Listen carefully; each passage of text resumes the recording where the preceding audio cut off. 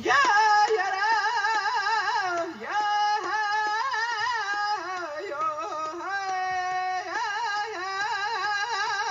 yeah, Affordable is just a buzzword for developers to keep developing big box development complexes that we don't even need in Denver. We need more housing in Denver, but we don't need what's considered affordable housing.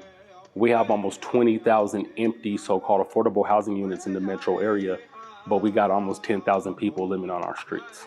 Well, without a doubt, affordable housing is super important. We need to get people off the streets. People deserve the stability to have access to food, sanitation, water, housing. That's how we self-actualize in life. Those are the things that are more important than almost anything.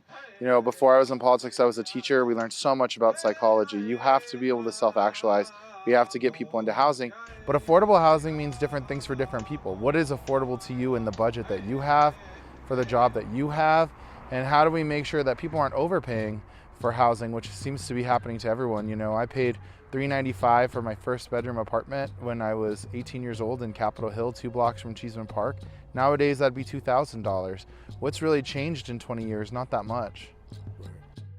Was to get answers. We want to be transparent as a government, and we know historically that hasn't always been the case, and so we want to make sure that we're showing the people how things get done in the city, how decisions are being made, and we want to be transparent and shine a light on that so that we're able to include them and really amplify our community's voices in the process. So my path is winding and weird, but I moved to Denver in 2005.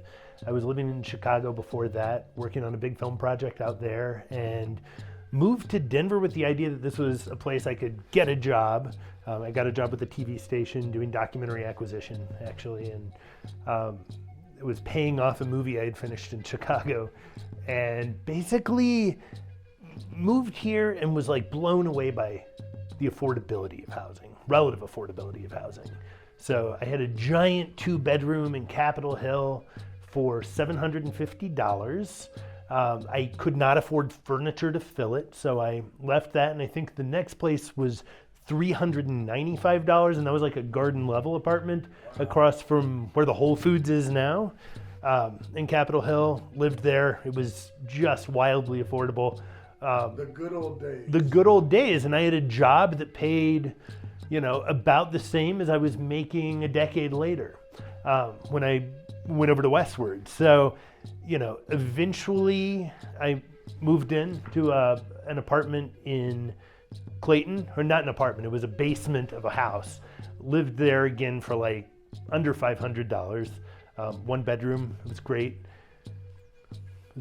It was a nice house for the 2 people who lived there. Right. Decided to move in with my partner who had some money saved up, put a down payment on a place around basically after the Great Recession and the market crash here.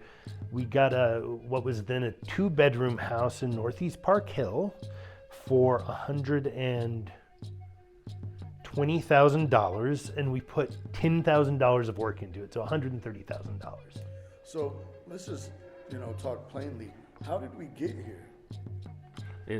So the current administration right now, so the gentrification was already pre-planned and coming, 20 years two or three administrations ago.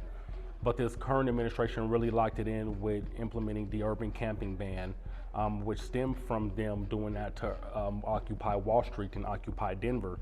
So that's how the urban camping ban started. People don't know that. And then they just transferred it over to our then growing homeless population. So instead of focusing on more public housing, which is what we need, we already have public housing. I'm just saying we need more of it.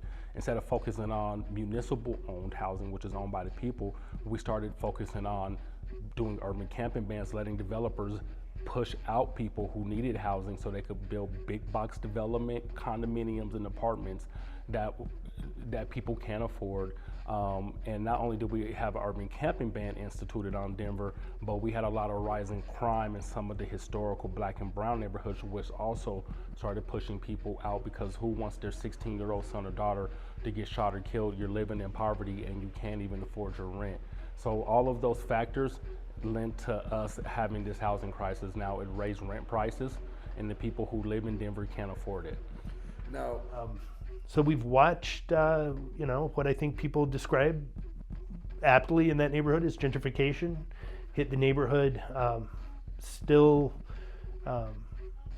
one of the last poor black neighborhoods in the city. And we've seen the houses change color, and as the houses change color, the people in them have changed color.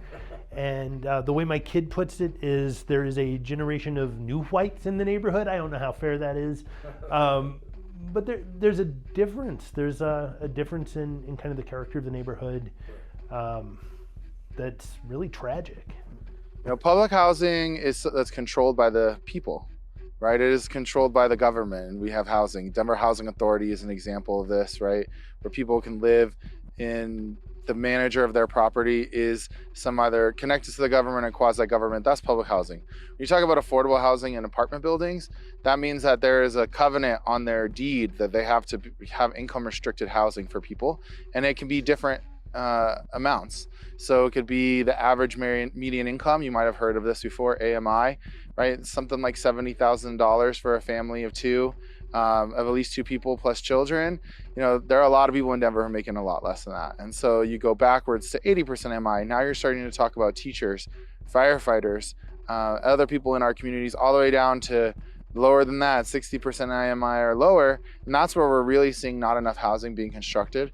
There are a lot of people, including me, who are saying we need to get back to some sort of social housing, some public housing. Housing as we know it is a developer scam, and we need to be talking about how LIHTC-based affordable housing is giving exponentially more value to a private developer to create something that doesn't cut very deeply into their profit at all and changes from year to year. In a gentrifying city, the area's median income changes every single year. In the past 5-10 years, it's been trending upward about 10 to 12% every year. What that means is that regular people, none of us are really experiencing, well, maybe some of us are, experiencing a 10% increase in our rent from year to year, but people in affordable housing are.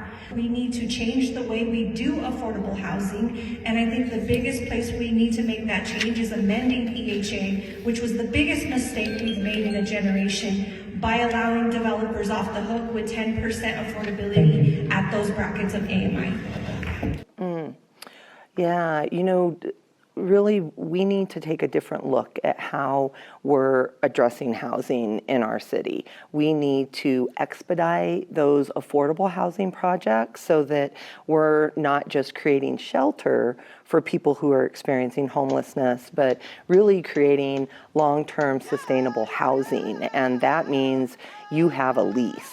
You have some sort of sustainability in your housing so that you can make sure that you're staying healthy, that you're supporting your kids and your family, and making sure that we're being equitable in where we're putting affordable housing throughout the city as well. And so it is a lightning rod, but I think that there's so many different places that we can collaborate and be more open in the process of how difficult this really is to address, and why no one elected has ever solved this issue, because it's so multi-layered. Yeah.